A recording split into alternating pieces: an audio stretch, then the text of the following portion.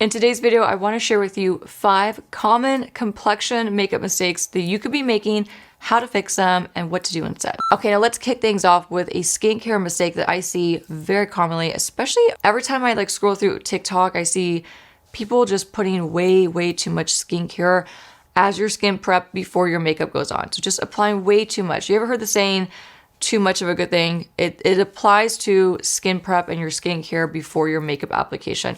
Too much of a good thing is going to hurt your makeup in the long run. Trust me, skincare is absolutely crucial. It's more crucial than a primer will ever be.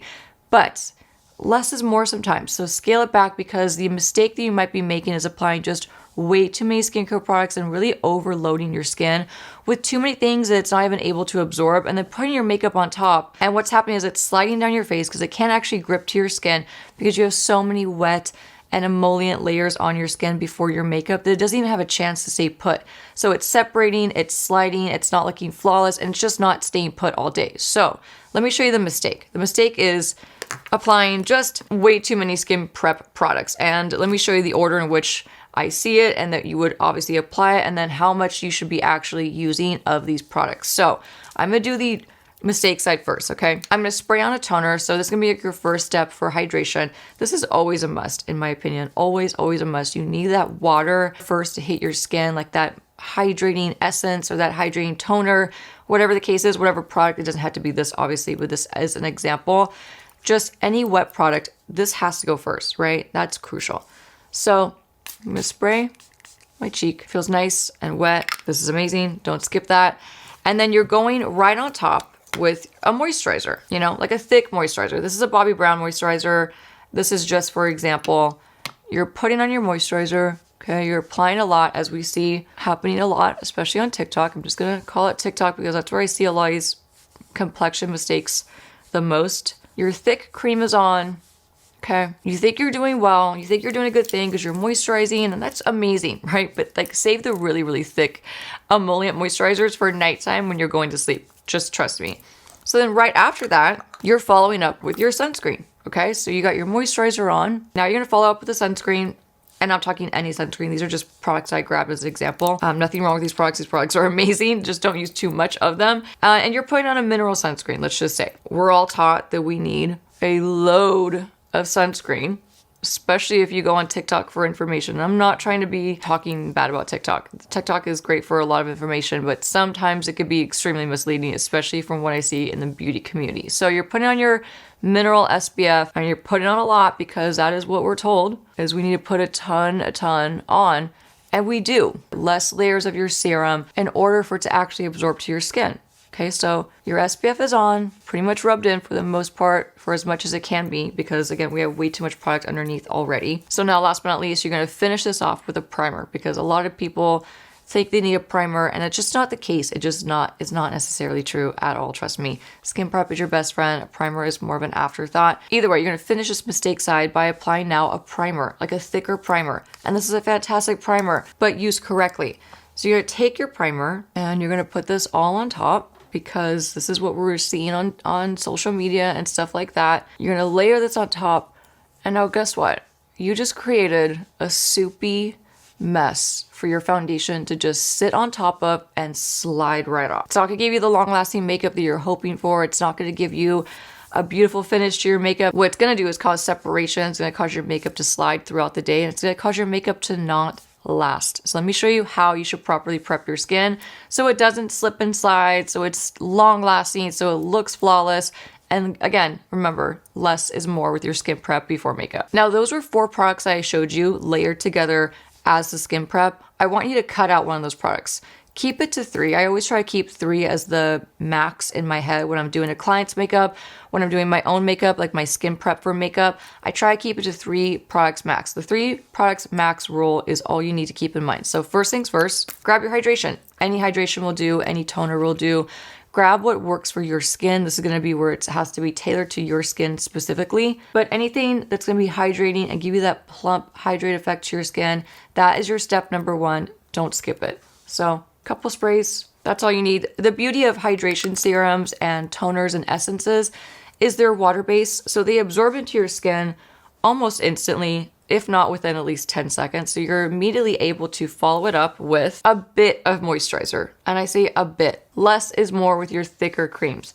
If you have very dry skin, obviously use what your skin needs, but don't go overboard. Use just what you need and not any more. Trust me.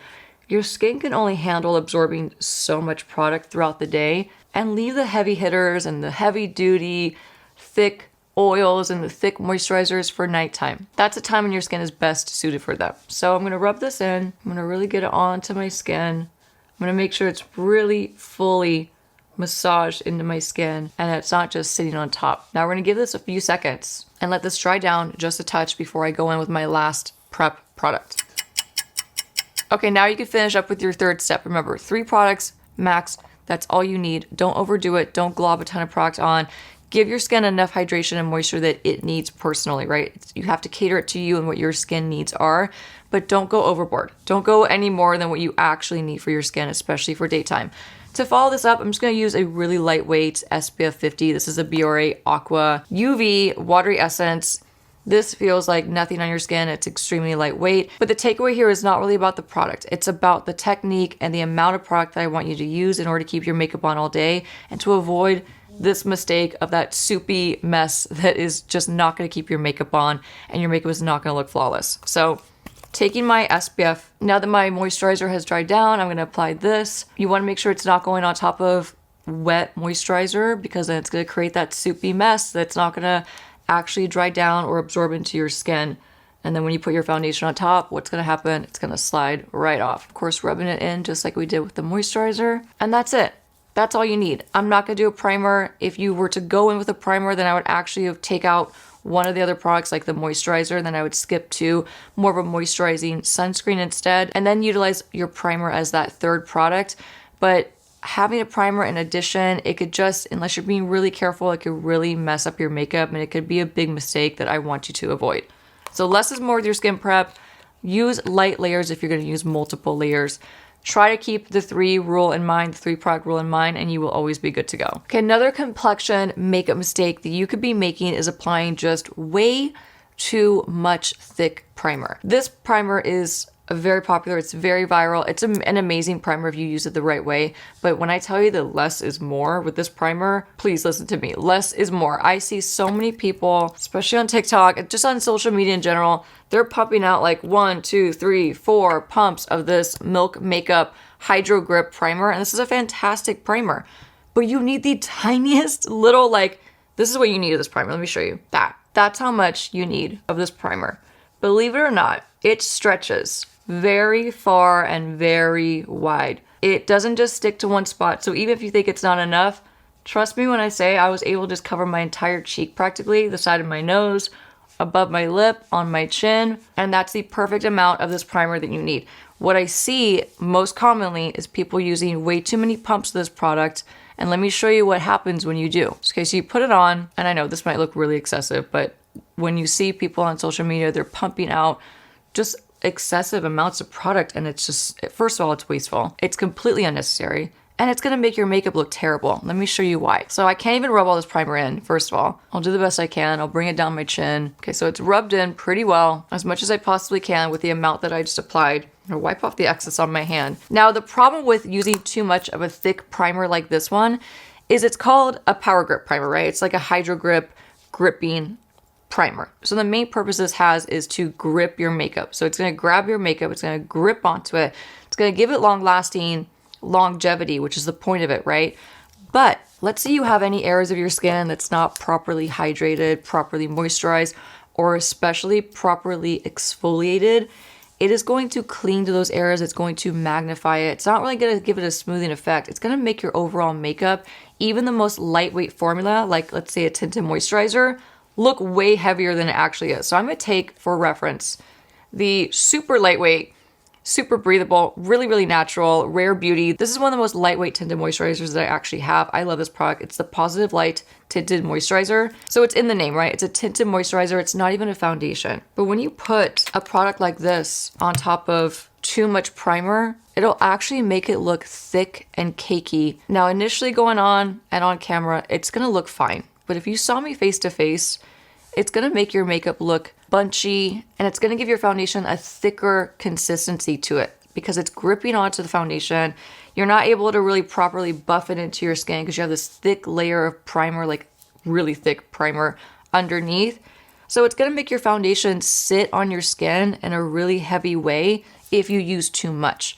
Now, if you use just the right amount, like on this side right here, it's gonna give a nice smooth to the touch feel. It's gonna be just enough to keep your makeup on all day. And it's not gonna make your makeup look heavy on your skin. It's gonna make it look rather smooth and flawless because you're able to really blend it on top, and it's gonna look way more like skin. You're gonna get the longevity out of using a primer, and the makeup is actually going to melt onto the skin rather than just sit unflattering on top. So this is the do side. Thin, very small amount of primer because less is more. And this is the don't side. I'm not able to properly blend that product all into my skin. It's just really sitting on top in a really unflattering way. It's emphasizing the texture in my skin because it's not actually able to dry down. So don't make this mistake. Don't pump out too much product. Don't overuse your products. Don't be excessive with the amount of product that you're using. Don't be wasteful. It's just not necessary. So if you see this technique on social media of over pumping and overusing your primers and your products, don't do it. Just don't do it. Trust me, you don't need it. Less is more. Trust me on this. Okay, now switching to an actual foundation and not the tinted moisturizer, another mistake that you could be making with your complexion is taking your foundation all the way up under your eyes, which will look very nice at first, right? When you're initially putting on, it's gonna be like, oh, okay, now I'm gonna go in with a lot less concealer because I already have a little bit of coverage under my eyes. This is great. This is a win-win. It's not a win-win because here's the thing. When you put your foundation under your eyes, not only are you adding an additional layer of product that's not necessary, it's not gonna keep your concealer from creasing. Your concealer is actually gonna crease because your foundation, they're meant to be a little bit more satiny, a little bit more glowy. They're a thinner consistency altogether. So in your head, you're probably like, okay, this is great, right? I have some coverage under my eyes already. So that means I get to go in with a lot less concealer in order to achieve the look that I'm going for, in order to achieve the flawlessness and the full coverage that I want under my eyes. No, trust me. Now, although foundation is amazing, it's amazing all over the face, it's not necessarily great for under the eyes. There's a reason for that. It's a thinner consistency. It's much thinner typically than the consistency of concealers. Concealers are a concentrated little powerhouse that pack a punch, but they're also thicker in texture depending on the formula. But generally speaking, they're thicker in formula. And that's why they come in a smaller tube, right? They're super concentrated.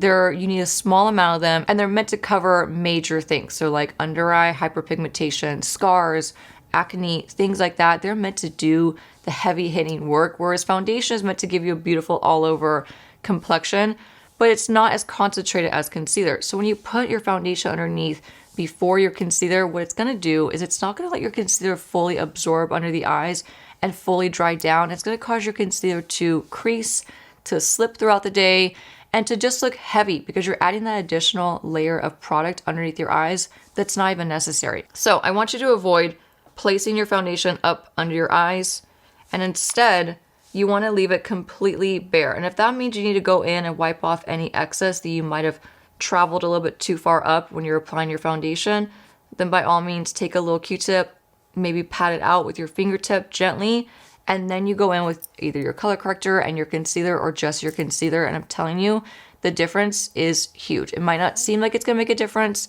but the wear time and how it looks throughout the day, it's just gonna cause and wreak havoc under your eyes, and it's gonna cause your concealer to crease and to move around and to slip and do things that you don't want it to do. Okay, I just removed the makeup that was underneath my eyes because this next makeup mistake that I want you to avoid with your complexion products has to do with how you set it. So I'm gonna be grabbing one of my favorite concealers at the moment. It's the Fenty Beauty Wear Even Concealer, and I'm gonna apply this on both under eyes.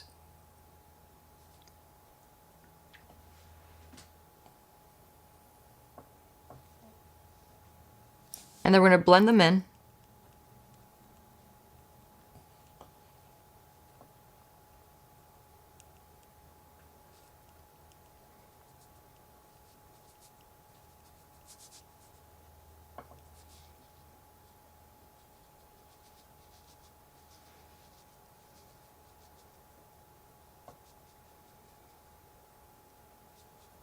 Okay, now let's talk about powders and the difference between these two powders and how you should use them.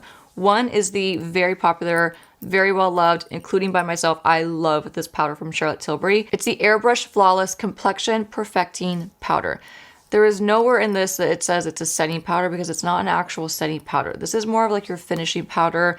Think about when you just you're missing that supplement on your skin, right? Your skin, your makeup's complete, your makeup is set, you have all the things on, but you just need some fine tuning, some smoothing, some pore refinement, and some overall, like you need like a little extra boost of smoothness.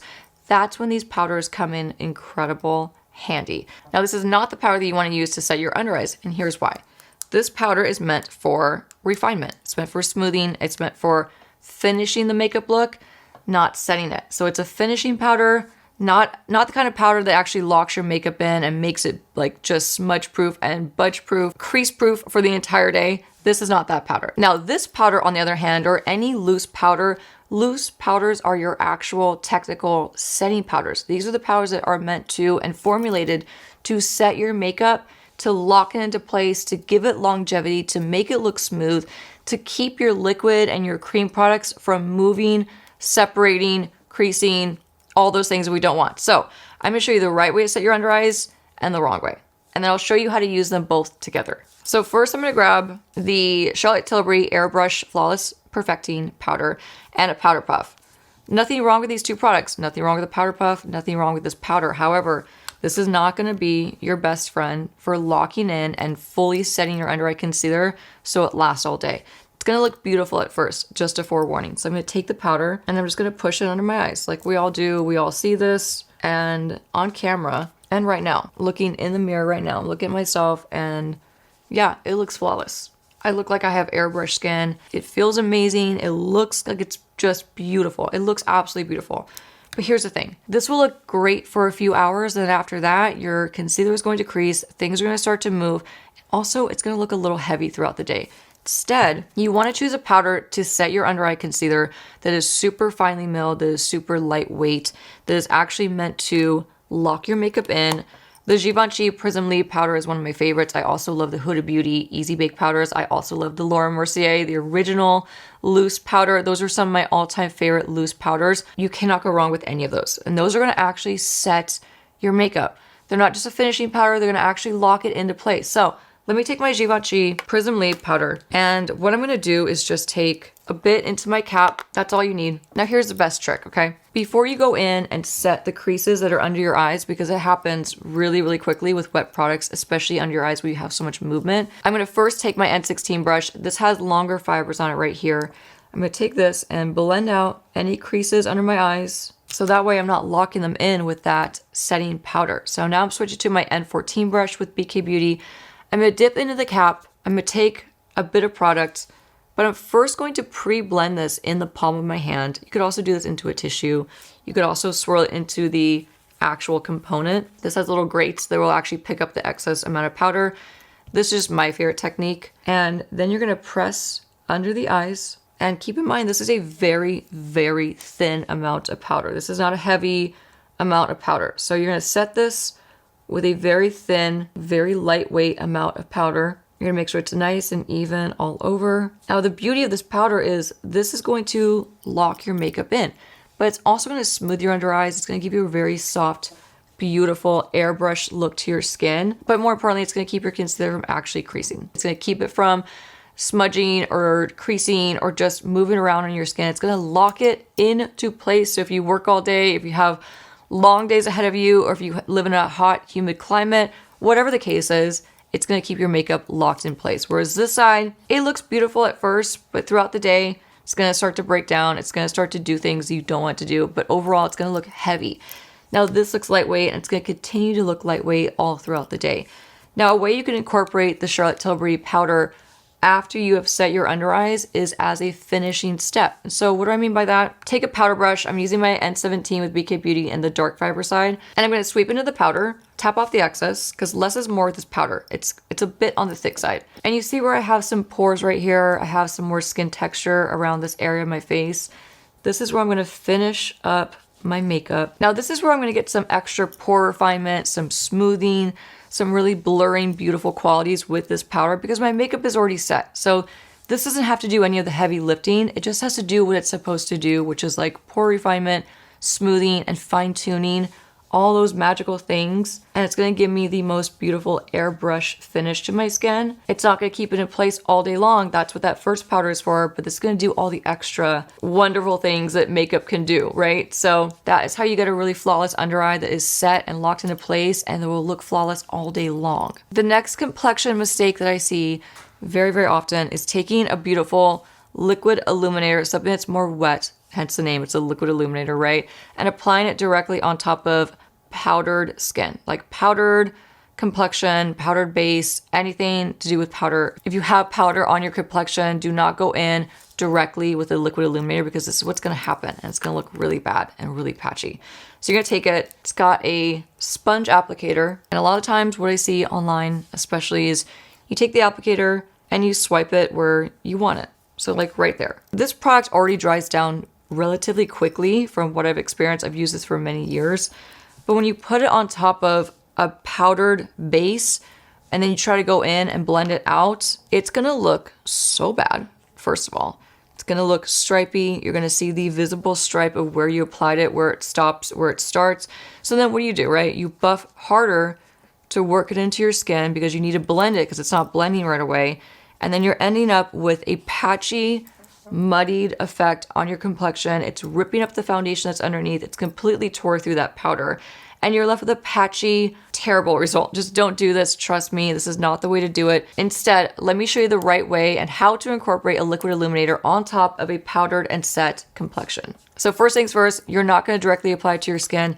That's the biggest no. Just don't do it. Instead, you're going to take the product, squeeze out what you think you'll use on the top of your hand, just like that. Take your foundation brush or whatever your complexion brush was, even if it's a sponge, whatever you use for your complexion, take that tool. For me, it's my N17. And the lighter fiber side, this is what has my leftover foundation on it. I'm going to take this, dip into the liquid illuminator. I'm going to pre-blend it onto my brush so it's nice and evenly distributed onto the brush.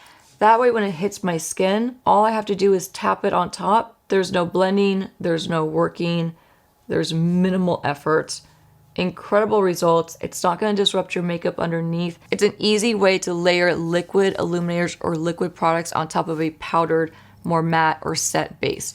This is the trick of all tricks. And just barely tapping it on, and then you have a beautiful, healthy glow on top of your powdered complexion. So this is what I don't want it to look like for you. So do this side, do not do this side. This last makeup mistake that I want you to avoid with your complexion products has to do with your setting spray. Setting spray is an incredible tool. It's something that I always have well stocked in my pro kit. It's something that I utilize with all my makeup looks, with all my clients' makeup looks. Setting spray is an amazing tool. Use it the right way. Now here's what I mean by that. There's two mistakes I see on a regular basis that involve setting spray, and let me show you what they are and how to fix them, how to avoid them, and how to do it the right way. One, always make sure you're shaking your setting sprays. Usually they're a mix of many different products, many different ingredients. If they're sitting on your shelf, if they're sitting in your makeup bag, give it a good shake. That's a little side note. It's not really the biggest tip. Shake your sprays, shake your waters, shake your complexion products, shake your foundations, shake everything you own that's a makeup product that is liquid. Shake it all. So once that is done, one of the biggest mistakes that I see, and this is going to really hurt me to do this, is setting your makeup and spraying way too close to your face. Not only that, spraying at an upward angle, and you're just going directly up into your eyes and up your nose. Please don't do that. So let me show you what the mistake looks like. We've all done it. We've all done it in a hurry. We've all done it accidentally. We're all human, but try to avoid this. So I don't want you to go and spray your face at close range like this.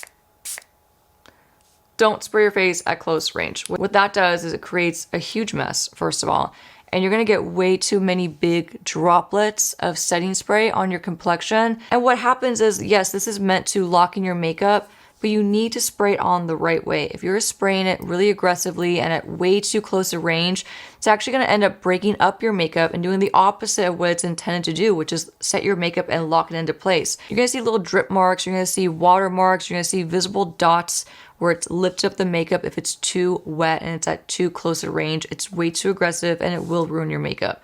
Instead, please don't do that. What I want you to do is, first of all, spray much further away and at an upward angle. And the other tip is to use a proper amount. A lot of times I see people do one or two quick and very aggressive, very close range sprays of setting spray, and that's not the way you want to do it. You want to properly douse your skin, properly wet it, but at a far enough distance where it's not going to disrupt your makeup, it's not going to melt it away, it's not going to leave watermarks and streak marks on your face. So instead, I want you to do this. Take your setting spray, look up, hold your breath, and I want you to get further up there, and I want you to let the setting spray fall down onto your skin nice and gently.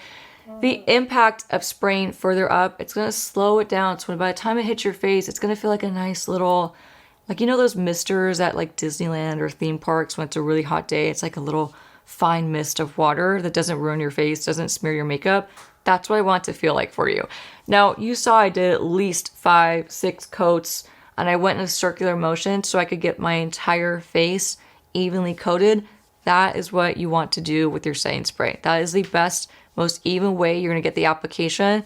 So it's nice and evenly distributed. It's not going to leave streaks. It's not going to be too heavy. It's not going to be too aggressive. You want to let that soak in completely, and that is how you set your makeup properly with setting spray. So that wraps up this video. I hope you found it helpful. If you did, if you utilize any of these new tips and techniques, please leave them in the comments below. Let me know how they work for you. And if you've been making any of these common complexion mistakes, also leave that in the comments below. Thank you so much for watching this video. If you like videos like this, I have so many more. You can check them out right here. If you haven't already, I'd love to have you subscribe to the YouTube channel so we can see each other more often, and I'll see you soon. Bye.